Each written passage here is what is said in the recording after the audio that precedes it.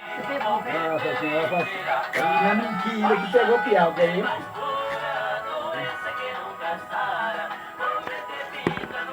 Rapaz, vai ser eu tô trabalhando, não vai só pra comer. Eu trabalhando, não quer comer, assim. Ela lá casa de vazia, não comia não. Vizinho, falta com direto. 2 anos pra comer, tal. Ô, sofredor. Comer arroz, né? Você mandou aquele vídeo lá do eu arrancando os bichos? Mandei pro Luquinha. Mandou pro Silvânio? Mandei. Ah, que eu falei. Ele falou que foi mentira. Ele falou que foi mentira. Olha lá, vem mais alto.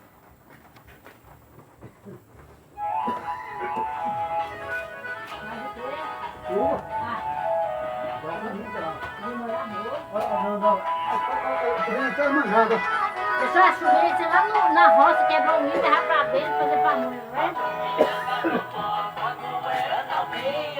Na hora que eu vim embora, eu vou trazer uns 10 sacos. Na saudade.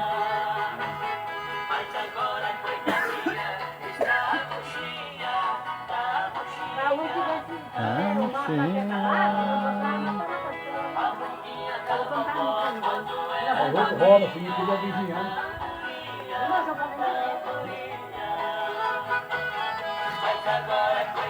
Gente, lá tiver limpo, tá?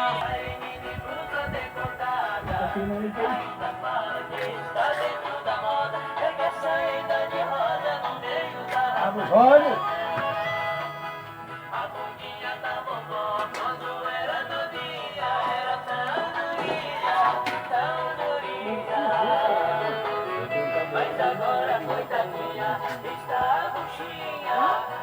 Ela vai,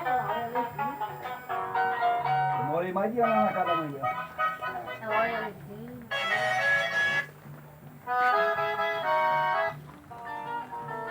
O Bruno assim foi também na troca? Minha cama.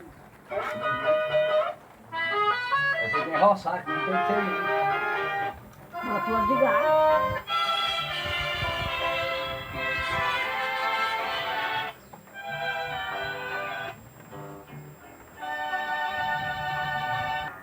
Vai de cá as plantas.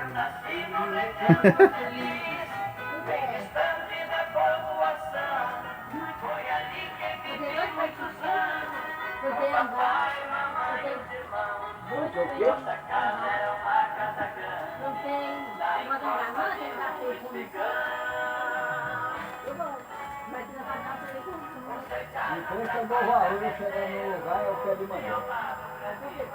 Você vai arrumar a dona, já que vai